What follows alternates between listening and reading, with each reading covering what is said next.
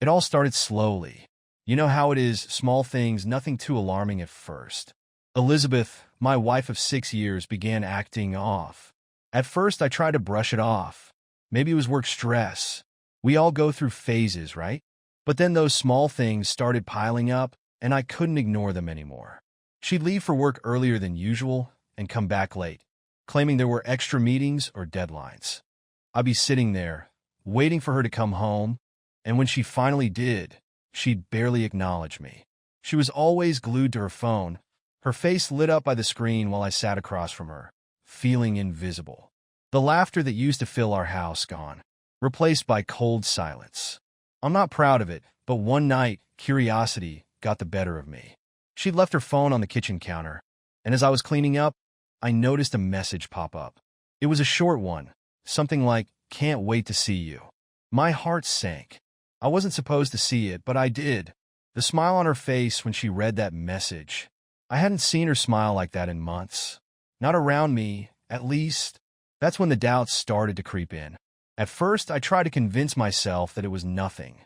Maybe a friend from work. Maybe a harmless conversation. But the anxiety, it grew like a poison, eating away at me day by day. The change in her behavior wasn't just in my head. There was something else going on, and I couldn't shake the feeling that it wasn't good. I started paying more attention to her.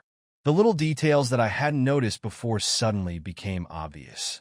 She changed her phone password, which wasn't a big deal, but why the secrecy all of a sudden? We used to be open about everything. We'd share our days, our thoughts, even stupid little memes. But now, nothing. The affection that used to flow so easily between us was gone.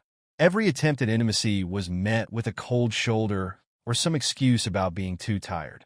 I tried to chalk it up to stress or maybe something personal she wasn't ready to talk about, but that excuse wore thin after a while. The distance between us grew, and I found myself lying awake at night, staring at the ceiling, wondering where it had all gone wrong. And then came the rumors. You know how mutual friends can be. Sometimes they mean well, but when you hear something like, "Oh, I saw Elizabeth having lunch with that guy from her office," it sticks with you. The same guy, over and over again. I didn't want to believe it at first. Hell, I didn't want to be the paranoid husband who thought every interaction was something more. But when the same name kept coming up in different conversations, I couldn't ignore it anymore. I felt like I was going crazy. There was no way I could just come out and accuse her. What if I was wrong? What if I was just imagining it all? But what if I wasn't? That's when I turned to Sophie. Sophie lived next door. We'd been neighbors for years, and she was always a friendly face. She'd gone through a rough divorce a couple of years back, so I figured if anyone could give me some perspective, it was her. We were having coffee on my porch one afternoon when I brought it up. I didn't dive right into it. I'm not that blunt, but I kind of danced around the subject, mentioning how Elizabeth had been distant lately, how I wasn't sure what to think. Sophie didn't say much at first, just listened. Then she hit me with a question that stuck with me. "Do you trust her?" I remember being quiet for a long moment. The truth was I didn't know anymore. I wanted to, but that seed of doubt had already taken root, and no matter how much I wanted to believe it was nothing, I couldn't. Sophie, being as perceptive as she is, didn't mince her words. She told me that she'd seen situations like this before, where things change and people start hiding parts of their lives. She didn't flat out say Elizabeth was cheating, but she didn't rule it out either. Instead, she told me to keep an eye on things, to pay attention to the details. "People who've got nothing to hide don't hide anything," she said, and damn if that didn't hit hard. I spent the next few weeks being more careful. I wasn't going to blow up my marriage over rumors and suspicions without solid proof. But I watched. I waited. Every little thing she did, every late night, every message she quickly hid on her phone, it all felt like a piece of the puzzle. It's weird because the more I watched, the more it felt like I was drifting away from her emotionally. Like I was already preparing myself for the worst. I'd catch her laughing at something on her phone and wonder, is that for me or for him? And every time she kissed me goodnight without even looking me in the eye, I could feel the knot in my stomach tighten. Sophie and I talked more often during this time. She became my sounding board, the person I could vent to without judgment. She never pushed me one way or the other, but reminded me that I wasn't crazy for feeling the way I did. I wasn't overreacting.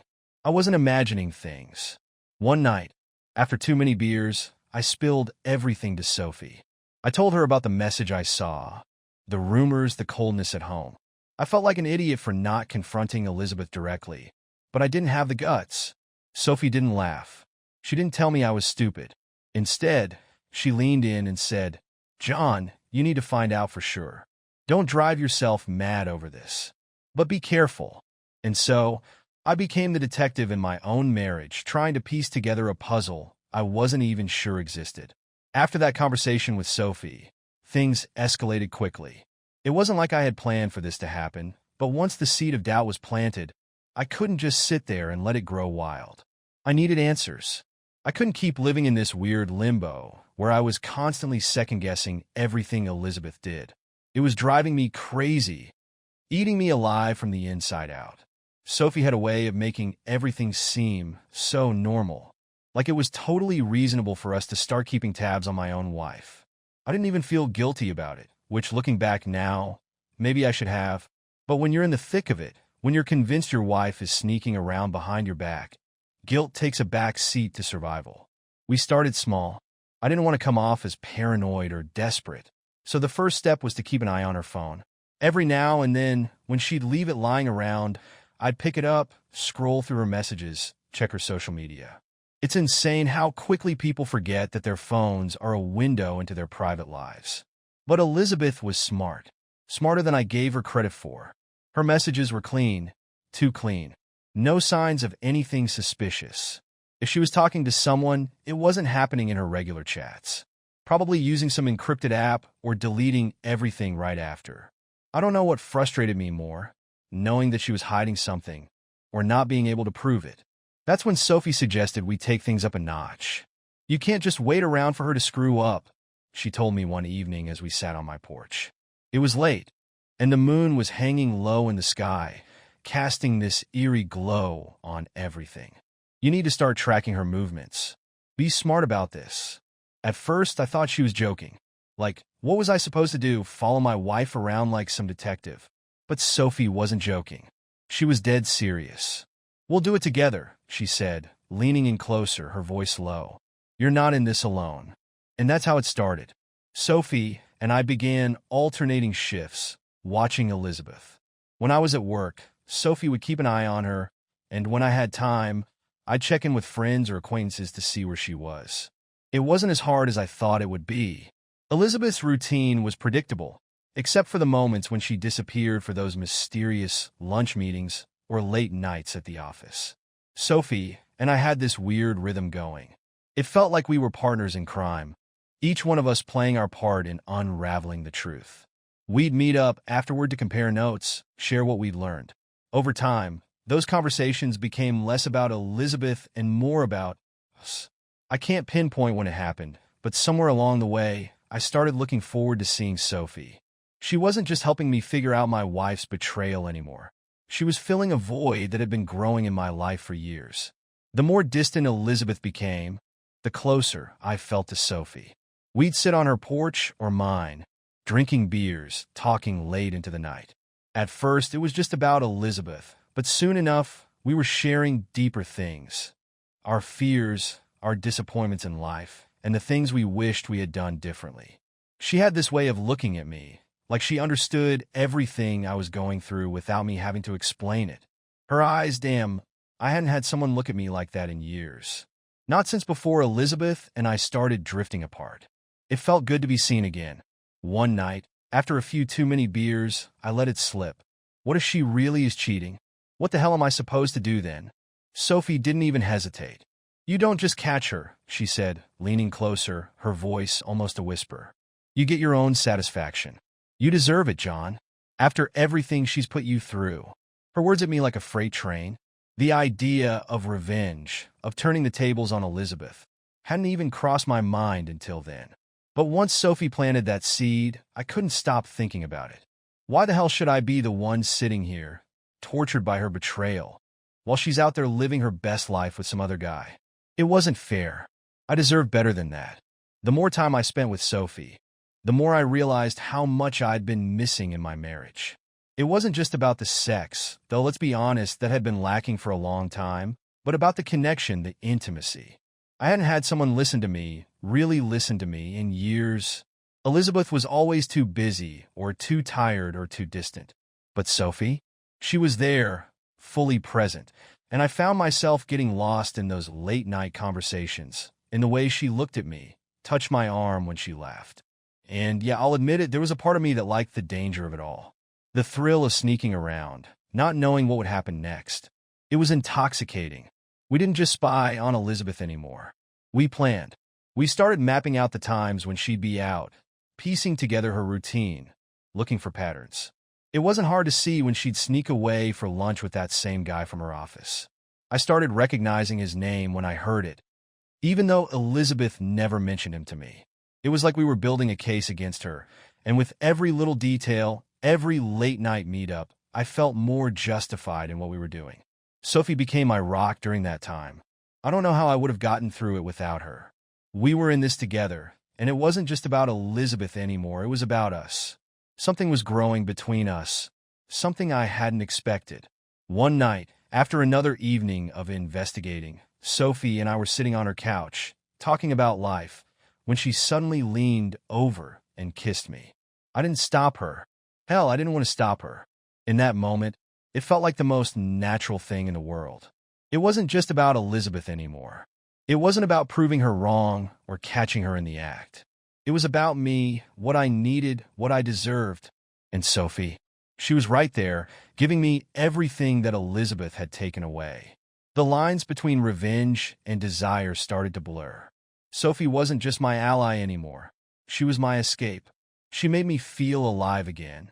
And even though I knew my marriage was crumbling, part of me didn't care. I was already too far gone. The day everything changed started out like any other. I was sitting at the kitchen table, staring blankly at my coffee when Sophie called. "I've got something," she said, her voice low and serious. My heart leapt into my throat. For a second, I thought I might be sick. We'd been watching, waiting for weeks now, but nothing had materialized. Until today. "She's meeting him," Sophie continued. "Tonight. There's a reservation at that fancy Italian place downtown. 8 o'clock. I didn't know how she'd found out, and honestly, I didn't care. All I could think about was that this was it. This was my chance to see everything for myself. No more guessing, no more wondering if I was just paranoid. Tonight, I get my proof. But then the dread hit me like a wave. Could I actually handle it? Watching Elizabeth with him? I wasn't sure if I had the strength for that, and the thought of it gnawed at me for the rest of the day. It felt like my insides were being twisted and wrung out, the anticipation of what was coming almost worse than the betrayal itself. Sophie, as usual, was steady. She came over in the afternoon, sitting with me in the living room while we went over the plan. "We'll go together," she said, her voice calm, almost soothing. "We'll sit at a table nearby. You don't have to confront her if you're not ready. Just see for yourself. That's all." I nodded, trying to keep my composure, but inside, my stomach was churning. Sophie had a way of keeping me grounded, though. She talked me through everything, step by step. Where we'd sit, how we'd act. "Don't look at her too much," she advised, her hand on my arm. "We don't want her to know we're there right away. Let her get comfortable." I had no idea how I was supposed to act normal while my wife sat with another man a few tables away. But Sophie was right. This was the moment of truth, and I couldn't let it slip through my fingers. When the time finally came, I was a mess of nerves. I barely remember driving there. The restaurant was one of those upscale places we used to go to on anniversaries. Dim lighting, candlelit tables, the whole romantic atmosphere that now felt like a cruel joke. We walked in together, and my heart was pounding so hard in my chest I thought everyone in the room could hear it. Sophie had already made a reservation for us, strategically placing us at a table with a clear view of where Elizabeth and James would be sitting. The hostess seated us, and I tried to breathe, tried to act like I wasn't about to watch my whole world fall apart. Sophie ordered wine. I couldn't even think about eating. My palms were slick with sweat, and I kept glancing at the entrance, waiting for them to walk in. Sophie, calm as ever, poured me a glass of wine and told me to sip it slowly. "You've got this," she said. "We're just here to watch." And then they walked in. I don't know what I was expecting, but seeing Elizabeth with him was like a punch to the gut. There she was, my wife, looking beautiful, radiant, even walking in with this guy like it was the most natural thing in the world. They laughed as the hostess led them to their table, just a few feet away from where Sophie and I sat. I froze, unable to take my eyes off them. James. I finally put a face to the name I'd been hearing for months. He wasn't anything special, just some average-looking guy in a suit. But the way he looked at her, I could tell there was something there, something more than just colleagues. They sat down, and I watched as they got comfortable. James leaned in close, whispering something to Elizabeth that made her smile. She laughed, a soft, genuine laugh I hadn't heard in a long time. It was like watching a stranger. This wasn't the woman I married. This was someone else entirely. Someone who was happy, carefree, with him. It tore me apart. My chest felt like it was being crushed, and for a moment I thought I might get up and leave. I didn't know if I could sit there any longer and watch them. But Sophie's hand found mine under the table, squeezing it gently. "Don't break," she whispered. "You need to see this through." So I stayed.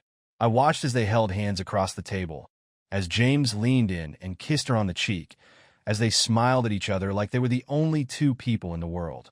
My blood boiled. I wanted to stand up, flip the table over, and shout at them. But instead, I sat there, fuming in silence, feeling my heart break with every second that passed. Sophie didn't say much as we watched. She didn't need to. Her presence was enough to keep me grounded, to remind me that I wasn't alone in this. Every so often, she'd lean over and whisper something in my ear, calming me down when my rage threatened to spill over. And then at some point during the dinner, she dropped the suggestion. "You know," she said, her voice low and almost playful, "if you really want to get to her, maybe it's time we made our move." I turned to look at her, unsure of what she meant. Sophie gave me this sly smile, her eyes glinting in the dim light. "You want her to know that you know, right? Let's give her something to think about." Before I could respond, she leaned over and kissed me, right there in front of everyone.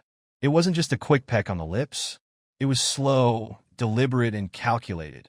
When she pulled away, she glanced over at Elizabeth, and sure enough, Elizabeth's eyes were locked on us. Her expression was frozen, the laughter and light in her face vanishing instantly. I don't know what came over me, but in that moment, I felt a strange sense of satisfaction. Elizabeth had been playing her game for months, and now it was my turn. If she wanted to cheat, fine, but she wasn't the only one who could play dirty. Elizabeth didn't confront us right away. No, she tried to hold it together, tried to keep her cool as she and James continued their dinner, but I could see it in her eyes. She was furious. Her gaze kept flickering over to our table, her body tense, her movements stiffer. Sophie smirked, leaning in closer to me as we continued to enjoy our meal. We talked, we laughed, though none of it felt real. It was all for show, all part of Sophie's plan to push Elizabeth over the edge. And it worked. Halfway through the meal, Elizabeth couldn't take it anymore.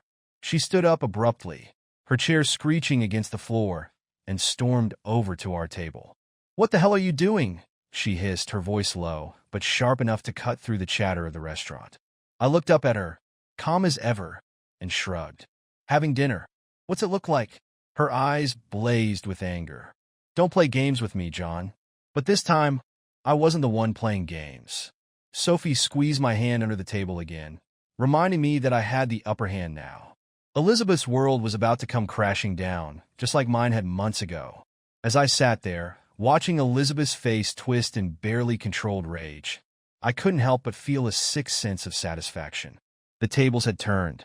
For the first time in months, I wasn't the one left in the dark, wondering what the hell was going on. I wasn't the one feeling powerless. She was. I could see her struggling to keep it together. She glanced back at James, who was still sitting at their table, looking confused and slightly annoyed. Then she looked back at me and Sophie, her eyes narrowing, her breathing quick and shallow. She was furious, and I knew she was seconds away from exploding. When Sophie leaned over and kissed me again, this time longer, deeper, it was like Elizabeth's entire world shattered. Her fists clenched at her sides, and without warning, she lost it.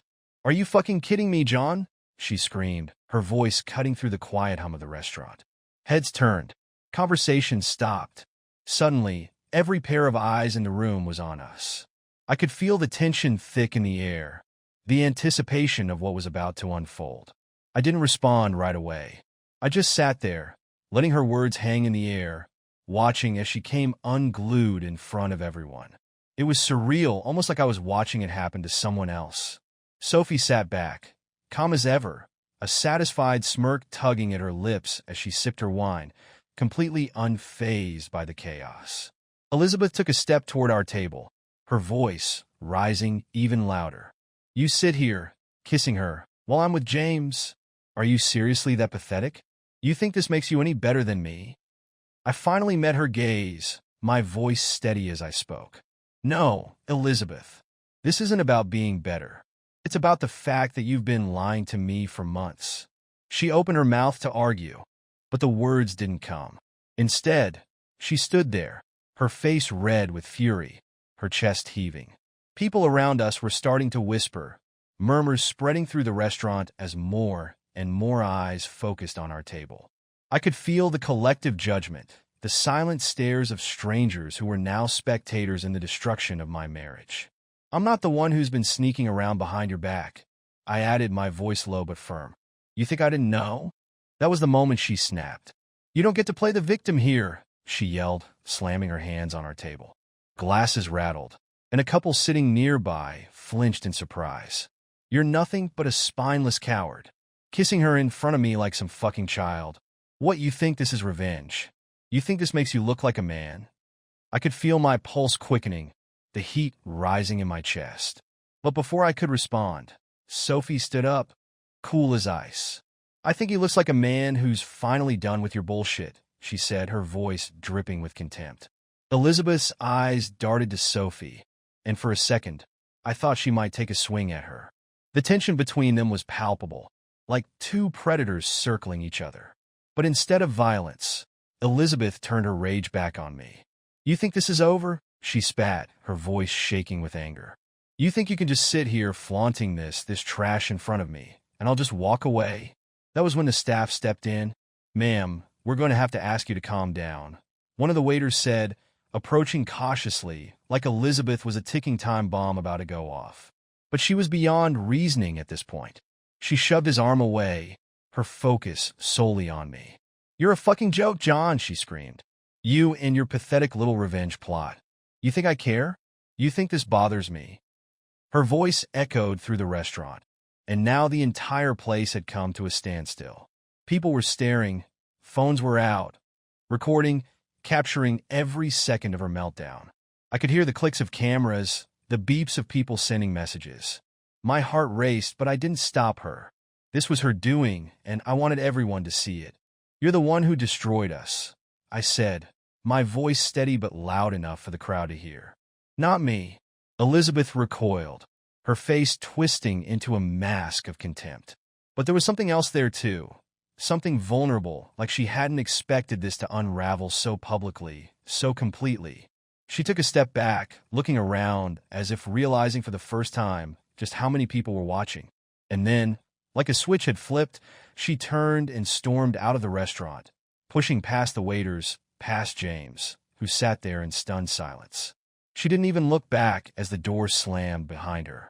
For a moment, the room was dead silent. Then slowly, the whispers started again. People murmured, some laughing, others shaking their heads. The waitstaff tried to restore order, apologizing to nearby tables, but the damage was done. As Sophie sat back down, she smiled at me, raising her glass. "To new beginnings," she said, her voice soft but full of satisfaction. I sat there, my mind reeling from everything that had just happened. I wasn't sure how to feel. Part of me was still in shock, but there was another part, a darker part, that felt relieved, almost satisfied. Elizabeth's public breakdown was a confirmation of everything I had suspected. There was no going back now, but the fallout wasn't over. Not by a long shot. The next day, I woke up to my phone buzzing nonstop. At first, I thought it was just the usual emails, messages. But when I checked, it was something else entirely. My phone was flooded with notifications from social media, messages from friends and acquaintances. A video had surfaced. The video, Someone at the restaurant had filmed the entire confrontation. Elizabeth's meltdown, the shouting, the insults, everything, and posted it online. It didn't take long for it to go viral. Thousands of views within hours, the comments piling up, people sharing it left and right. The title was brutal. Wife loses it after catching husband with another woman. Karma at its finest. I clicked on the video, watching as Elizabeth's face filled the screen. Her voice distorted slightly by the low quality, but the fury clear as day. I saw myself in the background, calm, detached, and then Sophie, sitting there like she hadn't a care in the world. The comments were savage. This chick got exactly what she deserved. Imagine being this unhinged in public. Oh man, I don't know who that guy is, but he handled this like a boss. As I scrolled through the messages, I could feel the strange mix of emotions bubbling up inside me. There was a part of me that felt guilty, knowing that Elizabeth's life was about to implode in the most public way possible. But another part, maybe a bigger part, was enjoying it. Her reputation, the one she had built up so carefully, was crumbling. People were calling her out, mocking her, picking apart every moment of that video. By the end of the day, it had tens of thousands of views. Everyone was watching her unravel, and there was nothing she could do to stop it. And the strangest thing? I didn't feel sorry for her. Not one bit. Elizabeth had betrayed me, lied to me, and now she was paying the price for it. And for the first time in a long time, I felt free. There was no going back, no fixing things. She had ruined us, and now the world knew it too. After the restaurant blow-up, life took a sharp turn. There was no hiding or sneaking around anymore. Sophie and I made things official, and within days she was staying over more often. It wasn't just about revenge, it was real. She filled a gap I hadn't even realized was there for so long. There was laughter again, deep conversations, and the kind of comfort I'd forgotten was possible. With Sophie, I could finally breathe, and my life felt lighter, even in the middle of all the chaos. Elizabeth, on the other hand, was dealing with the fallout from her public meltdown. The video of her losing it in the restaurant spread fast, thousands of views within days. The comments were brutal, people mocking her behavior, and soon it reached her workplace. I heard from mutual friends that her reputation was in tatters. The whispers started, people questioning her professionalism, and she became the subject of jokes at the office. Elizabeth had always been careful about her image, but now that image was shattered. Then there was James. The moment the drama got too big, he disappeared. I wasn't surprised. He didn't want to be associated with her anymore, especially after the video went viral. He ghosted her, leaving her to clean up the mess on her own. She tried to reach out to me, though. At first, it was just a few texts. Simple, vague things like, "Can we talk?" or "I miss you." I didn't respond. Then came the apologies, the confessions that she'd made a mistake, that she wanted to fix things. It was too little, too late. One day, she showed up at the house. I opened the door to see her standing there, looking broken, her eyes red, her face pale. She looked like someone who hadn't slept in days, barely holding it together. "John, please," she begged. "Can we talk? I messed up, I know I did, but we can fix this." I just stared at her. The woman standing on my porch wasn't the confident, put-together Elizabeth the first once knew. She looked desperate, pathetic even. "There's nothing left to fix," I said, my voice cold. I didn't feel angry anymore. Just done. Her eyes flicked to the inside of the house, and that's when Sophie walked into the room, casually putting an arm around me. Elizabeth's face dropped. She knew it was over then. The tears stopped, her expression hardening. Without another word, she turned and walked away, and just like that, the last bit of hope she had was gone. After that, Elizabeth didn't try contacting me again. The text stopped, the call stopped. She was on her own. From what I heard, things weren't going well for her. Her job was in jeopardy, her friends were keeping their distance, and James had completely ghosted her. The life she had built was falling apart, all because of her own choices. Meanwhile, my life with Sophie was solid. She wasn't just someone I'd teamed up with to get back at Elizabeth. She was someone I genuinely cared about. We built a life together, and it felt right. It was easy, it was fun, and for the first time in years, I felt like I had something to look forward to again. Elizabeth was just a memory now, a part of my past that I'd finally left behind. And as I moved forward with Sophie, I realized how much better off I was without her. It's funny how things work out, isn't it? If you'd asked me a year ago where I saw myself, I never would have guessed it would end like this. Sitting here now with Sophie by my side, I've had a lot of time to think about everything, about how far things went, about the choices I made, and about the man I became in the process. Revenge was never the plan, at least not in the beginning. I just wanted the truth. I wanted to know what had happened to my marriage, to the woman I thought I knew. But once Sophie and I started digging, once I saw the truth for what it was, it became more than that. It became about getting even, about taking back control of a situation where I'd felt so powerless. And I did. I got my revenge. Watching Elizabeth's life unravel, seeing the pain on her face as she realized I wasn't the fool she thought I was, it felt good. It felt right. For a while. But now, as I look back on it, I wonder if it was really worth it. Was it worth the mess, the anger, the public drama? Could things have been different if we had been honest with each other from the start? If we'd actually communicated, maybe we wouldn't have ended up here. Maybe the betrayal wouldn't have hit so hard. Maybe I wouldn't have felt the need to go to such lengths to expose her. But life doesn't work like that. We made our choices, and we're both living with the consequences. Elizabeth, I think about her sometimes, not in a way that makes me miss her, but in a way that makes me wonder if she's learned anything from all of this. The last I heard, she was still trying to pick up the pieces of her life. She's alone now, struggling to rebuild her career, her friendships, her reputation. I guess part of me does feel a little bad for her. Not because she didn't deserve it. She did, but because I know what it's like to lose everything you thought was solid. There's no satisfaction in knowing she's suffering, not anymore. The satisfaction came in the moment, when the video went viral, when the whispers started at her office, when her lover James ghosted her like she was nothing. But now, I moved past it. The anger, the resentment, it doesn't have the same hold on me that it used to. I've found something better, something real with Sophie. And that's what matters. Sophie, she's been my anchor through all of this. What started as a bond over shared pain turned into something much deeper. She's not just the woman who helped me catch my wife in a lie. She's the woman who's given me a new reason to look forward to life again. With her, I don't have to pretend. There are no secrets, no hidden agendas.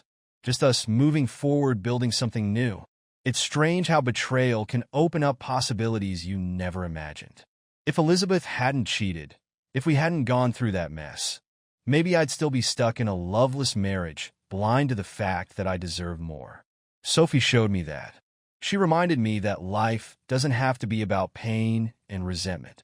It can be about growth, about finding someone who truly sees you, who makes you feel like you matter. I think that's what I'll carry with me from all of this.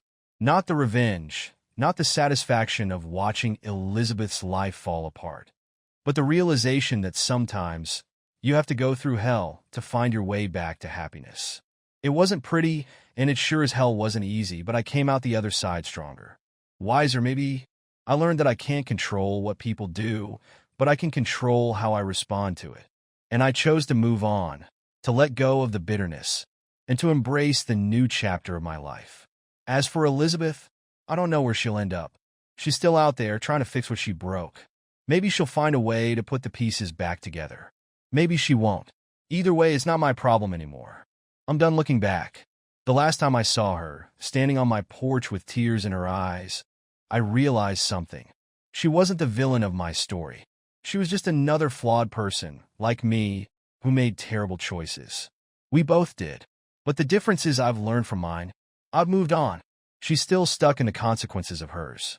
So here I am, sitting in my house, no, our house with Sophie. The woman who helped me through the darkest time in my life is now the light I never knew I needed. We've built something good, something strong. And as I look toward the future, I can't help but feel like I've finally found my peace. It's funny, isn't it? How life throws curveballs at you when you least expect it. But sometimes those curveballs lead to something better. And for the first time in a long time, I'm not looking back in anger or regret. I'm just looking forward,